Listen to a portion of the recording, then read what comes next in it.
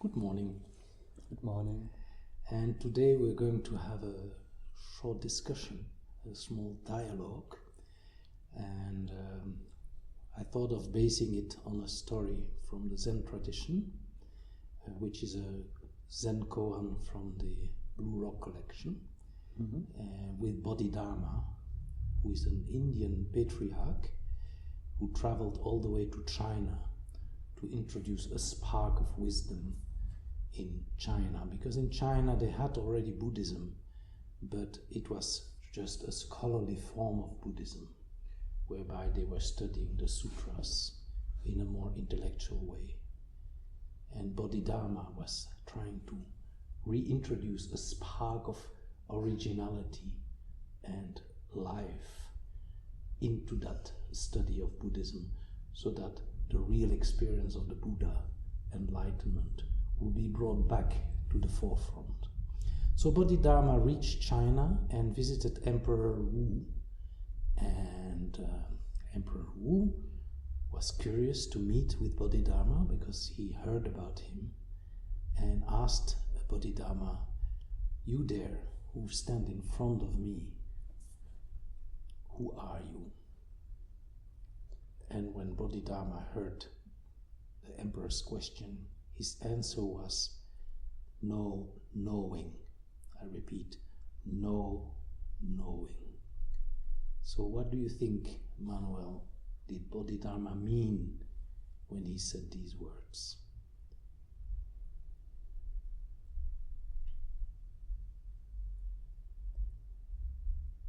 I think that he didn't want to go like the conventional route of introducing his person. So like saying his name and saying where he comes from, and which is all thoughts, which is all in the mind. I think he spoke just right from the moment. It says, who I am, actually I don't know. I cannot conceptualize it. It's something deeper. It is an experience, but there's no conceptual knowledge about this experience that can be easily conveyed with words. Probably he wanted to challenge also the emperor with that kind of very fancy response. Yeah. So if I would tell you, Manuel, that I am Jacques, where would I be wrong? It would not be wrong. It's just a certain level of reality, which is a level that is got developed, like from childhood, being brought up. You get a name from the outside attached to you as the body, and then from that on you acquire certain character traits. So you have your life history, you have your habits, and these develop and change over time. But there's something deeper which is not bound by this level of reality, the body and the mind. And but I see now you're talking to me. I see your body. Are you not this body? I think I am this body. Say, I experience myself as this body, but it's maybe not that all what I am. Like this body is changing. It's not always the same, and it's a kind of object in my awareness. So I can see this body, I can watch it. It comes and goes. When I'm at sleep, I don't really experience the body. Still I am. So it would be it's not the full picture to say I am just this body. And so the question remains, who are we really?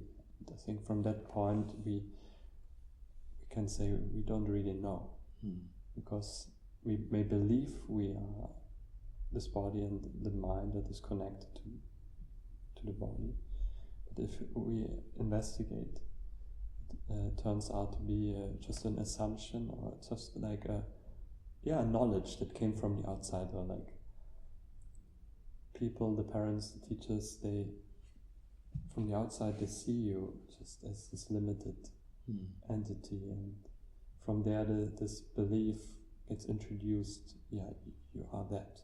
Someone can walk around you and say, no, you're limited. You're just this this thing. And another observation that I really like a lot is to ponder about the question, since I can be aware of the body, because we are aware of the body, as you say, we can sense it. Yeah. So am I then not that which is aware of the body? And that awareness is bigger than the body. Because the body can be felt within us. So we are that space, empty space of awareness in which this body can appear during the day and in which it disappears when we fall asleep at night. So maybe when Bodhidharma said no knowing, he also meant I'm that empty, aware space in which a name like Jacques or Manuel comes and goes, and in which this body can come and go. And why do you think that he didn't put it like this? Like, why didn't he say, well, I'm this consciousness and the body and the mind are here in me, and so why did he use the words I don't know in that sense? Maybe in those days, we are talking about the Middle Ages in India, China, people did not use so many words. And in Zen tradition also, people don't use so many words to express this matter. And this whole thought process that I use now to explain about I'm aware space, I'm no knowing, is still only a thought process that, just like the body, we are aware of. And this thought process is like a balloon that comes up in empty space and is maybe a very beautiful description, but is still not the empty space itself, because that empty space is silent, which is why the simple no knowing, those two words, even those two words is too much, but it's better than my whole theory about consciousness, in which body appears, in which names appears, in which concepts appears. So I think Bodhidharma's answer is better. It's at least it's very humble. So it's not the mind saying it has figured it all out, but it's the mind saying this is my limitation of understanding, and then this acknowledgement of I don't know is in a way this openness, and also the real looking in the very moment.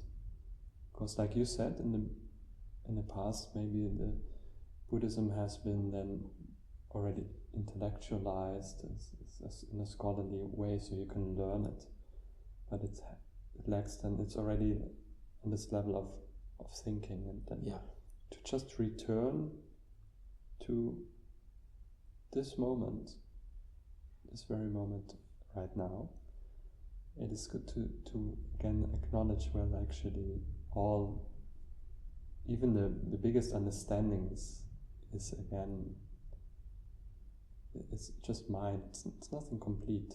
So I actually acknowledge, no, I don't know. I really don't know. It's a bit like a wave in the ocean. take that metaphor that is very well known, this wave can never say anything about being ocean water. Mm-hmm.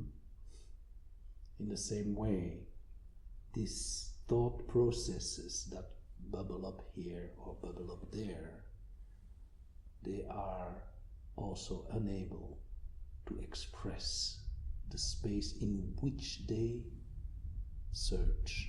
Mm-hmm. Mm-hmm. So it's better to say no knowing, or it's even better to just say stay silent, which is the reason why Bodhidharma came to China in the first place. To show the emperor that all the thought processes will not be able to explain it. He just has to be it. Yeah. But it is very difficult to convey that level of understanding to someone who has not already the openness himself. Yeah. And that's the good question. If there's not this mutual understanding right away, then this presence alone maybe not sufficient. Yeah. Sufficient. Yeah. But if there's already the understanding, it's sometimes not even needed. Mm-hmm. Like to speak about these things. It's more like I feel your presence, I'm presence, we share the presence, and then you just enjoy that. Mm-hmm. Closeness in a way. Yeah. Which is why Zen people usually don't speak much about it. And in Advaita, because we are doing both in the Still Point Meditation Center here, in Advaita people speak a lot about it.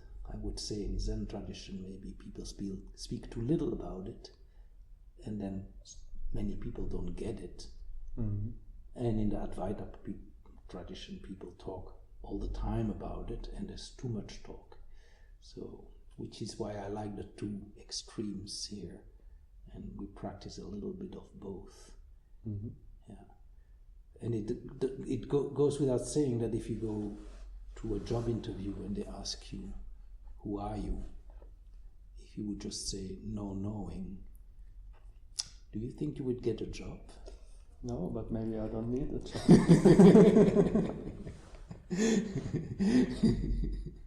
Yeah. Yeah. And it is also true in a way that we are both aspects at the same time. We are a name, we are a personality, we are an ego, we are a body. But at the same time, we are the space in which name, body, feelings, thoughts, concepts come and go. We're both aspects at the same time. And I guess it's important in order to play our roles in daily life to also be acknowledging that there are these two aspects simultaneously. And when needed, we can respond as a wave. And in other situations, we can respond as empty space, as no knowing. In this case, Bodhidharma probably wanted to teach something to the emperor, one thing that the emperor never had experienced before. And he tried to convey that space aspect, consciousness aspect to him. Unfortunately for the poor emperor, he didn't get it. And Bodhidharma left without convincing the emperor of anything. Mm-hmm.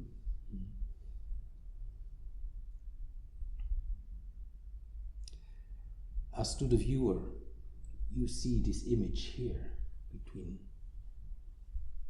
the conversation between Manuel and me. But it also addresses your space. You who view these images. Are you this image, or are you the space behind your screen in which you see us that views it? And isn't that screen no knowing? Just like Bodhidharma's no knowing, and just like our no knowing. So I think with that we can conclude. Mm-hmm.